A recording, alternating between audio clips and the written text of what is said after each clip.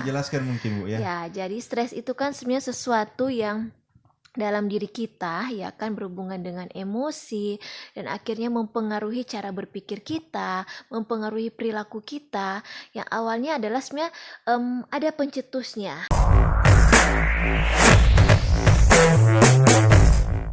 Halo guys, selamat sore. Kembali lagi dengan saya David dalam channel DMP. Sore hari ini saya akan berbincang-bincang dengan Ibu Hana seputaran tentang profesi psikolog dan peran psikolog dalam masyarakat. Oke guys, kita sapa dulu Ibu Hana ya. Ibu Hana, apa kabar? Baik, luar biasa. Gimana David, apa kabar? Luar biasa Bu. Oke, gimana tetap sehat ini? Tetap sehat Bu. Ini sudah mau karantina sekitar 4 minggu ya? Iya. Oke. Sudah terlalu lama Bu, makanya mungkin banyak orang yang stres ya di luar Oh, sana. oke, Ya, ya. dan sekarang kita membahas profesi psikolog ini Bu. Bisa ya Bu ya? Soalnya begini, masyarakat takut ke psikolog, takut disangka gila. Iya, menurut Ibu benar atau salah Bu? Nah, ini dulu yang kita harus jelaskan dulu mungkin ke masyarakat.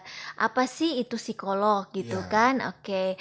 Nah, psikolog ini kan sebuah profesi yang berhubungan dengan kejiwaan, berhubungan dengan psikis, berhubungan dengan mental. Nah, psikolog ini berbeda dengan psikiater. Oke, nah, kalau psikiater ini bagian dari kedokteran, tapi kalau psikolog ini berdiri sendiri. Jadi untuk mengambil ataupun seseorang untuk mendapatkan gelar profesi sebagai psikolog, dia harus mengikuti gelar tingkatan pendidikan. Ya, yang pertama adalah dia harus mengikuti dulu dengan jenjang S1 psikologi.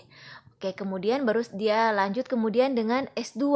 Jadi tapi harus linier gitu. Jadi S1 Linier yang dimaksud seperti ya, apa Bu? linier maksudnya dia S1 psikologi, dia lanjut ke magister psikologi, oke itu ke profesi. Nah, tetap yang psikologi juga. Gitu. Jadi yang linier, jadi S1 psikologi, S2-nya psikologi. Dan dalam proses S2 psikologi untuk saat ini, nah ada dengan beberapa mata kuliah ya kan, ada beberapa praktek juga dan itu kemudian akan mendapat juga gelar untuk sebutan psikolog seperti itu. Oh, seperti itu ya Bu Iya, ya. heeh. Iya.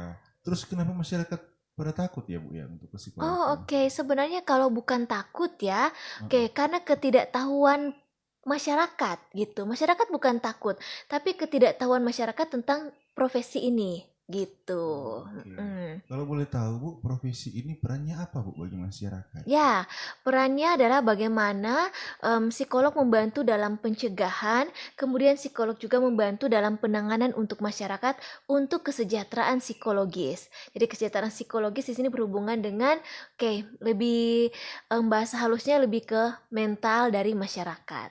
Oh, seperti itu. Kalau yang saya dengar-dengar psikolog juga melakukan psikotes ya Bu ya? Oh ya, oke. Jadi psikolog juga melakukan pelaksanaan asesmen. Di dalam asesmen ini adalah interview, wawancara, kemudian ada pelaksanaan psikotes, seperti itu. Oke. Kalau pelaksanaan psikotes sendiri itu Bu, apakah misalnya saya mau ikut CPNS, saya baca buku-buku tes-tes psikologi yang dijual di toko, apakah itu bermanfaat Bu ya terhadap saya? Contohnya ya Bu ya saya. Kalau dari saya untuk mempersiapkan misalnya contoh untuk menjadi seseorang mempersiapkan diri untuk mengikuti CPNS. Nah, lebih baik disiapkan fisiknya tetap sehat ya kan, mentalnya tetap sehat juga maksudnya. Kalau anak muda bilang di luar sana galau-galau, aduh ini gimana-gimana, dan akhirnya kemudian fokus hanya pergi ke Gramedia dan membaca dan itu kan bisa mempengaruhi kondisi fisiknya, bisa mempengaruhi juga psikisnya dan itu akan berpengaruh ke saat dia melaksanakan tes nantinya gitu. Oke. Kalau misalnya masyarakat datang ke psikolog dengan berbagai masalah yang mereka hadapi, apa yang mereka akan dapatkan setelah mereka selesai konsultasi atau setelah selesai pemeriksaan dengan psikolog? Oke, kita balik lagi tujuan dari masyarakat itu untuk datang ke psikolog apa? Oh, begitu Ya, tergantung dari permasalahan atau iya. masalah yang ada ya. Jadi kalau di sini kan kita melayani klien itu sesuai dengan kebutuhan dari klien tersebut, gitu. Oh, oke, Bu. Nah, kalau melihat situasi sekarang yang pandemi corona ya, Bu ya. Ini kan banyak juga stigma masyarakat yang tidak baik kepada keluarga yang mempunyai status ODP, PDP maupun yang positif corona ya Bu ya.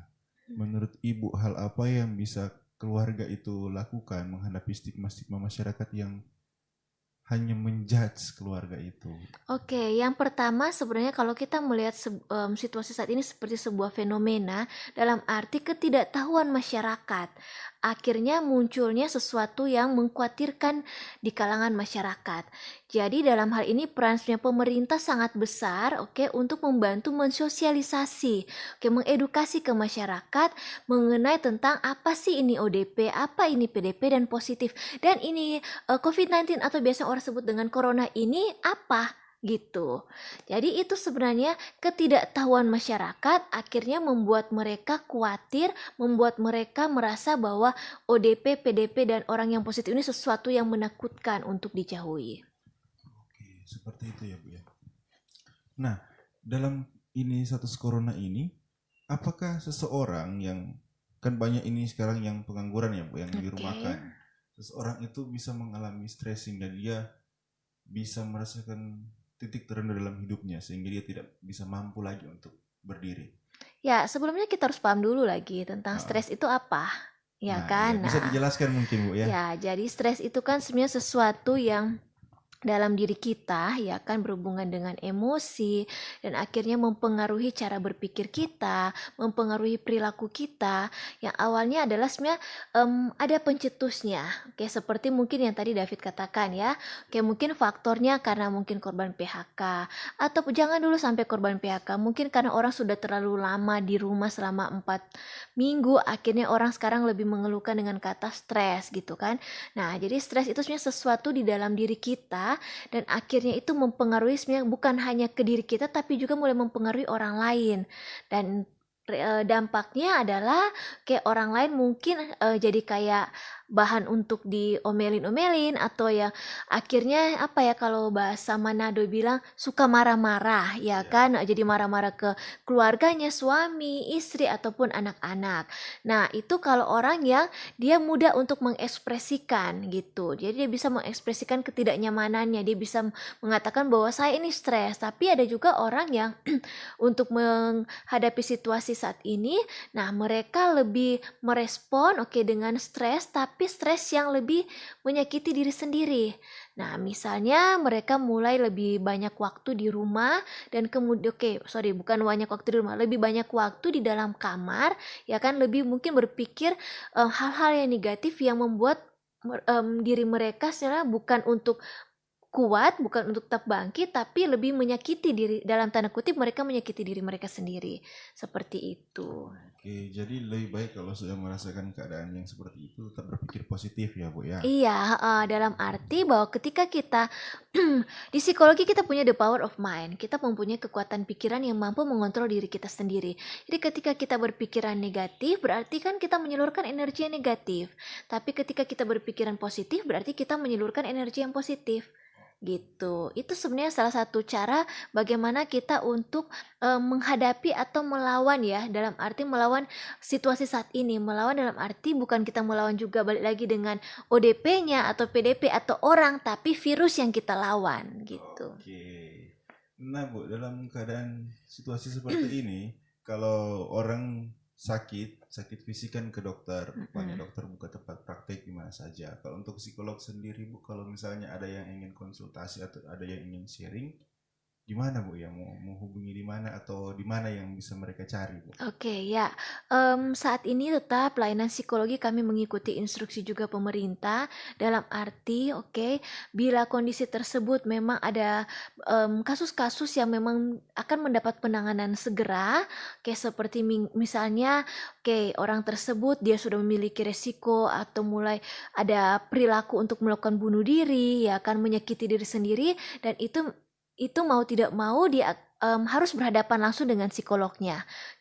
Nah, tetapi dalam situasi di mana dia baru merasakan sesuatu yang tidak nyaman dan baru dirasakan baru belakangan saat ini, nah itu akan kami layani dengan layanan konsultasi psikologi online. Psikologi online, di mana Bu mereka bisa mendapatkan itu Bu? Nanti itu bisa di searching saja di HIMSI, ya kan, di websitenya HIMSI, dan juga bisa di searching di website IPK, Ikatan Psikolog Klinis Indonesia. Nanti guys linknya saya taruh di deskripsi ya, jadi bisa kalian cek di situ. Nah, untuk Ibu sendiri, apakah Ibu mempunyai tempat praktek seperti dokter-dokter yang lain Bu? Iya, tetap saya juga punya praktek psikologi, tapi untuk saat ini, layanannya kami ganti dengan layanan konsultasi online Oh, gitu. jadi semuanya online, Bu. Iya, Jadi kalau untuk bagian informasi kita bisa mendapatkannya di mana, Bu? oh bisa juga lihat di Instagram, ya kan, Psycholog Mhm. Preksana, dan kemudian juga bisa lihat di website dari tempat layanan kami. Oh, oke, nanti ya guys saya taruh di bawah juga biar bisa bermanfaat untuk kalian. Oke. Oke. By the way, ini Ibu Hana juga atasan saya juga sekaligus sebagai dosen saya, Bu ya, di Fakultas Psikologi. Saya mahasiswa psikologi semester akhir. Nah, Ibu Hana terima kasih banyak untuk Terima waktunya di kasih. sore hari ini. Semoga tidak bosan-bosan ya dengan saya untuk berbagi informasi sekaligus edukasi ke masyarakat tentang dunia psikologi dan profesi psikolog. Oke, terima kasih banyak Bu. Terima Selamat kasih, sore. tetap jaga kesehatan fisik, dan mental diri sendiri dan juga keluarga termasuk orang-orang di sekitar kita. Dan ini akan berhubungan dengan orang banyak. Oke, sip. Terima kasih Bu. Terima Oke kasih. guys, sekian dari video saya kali ini. Jangan lupa kalian like, comment, share, and subscribe. Oke, see you next video. Bye.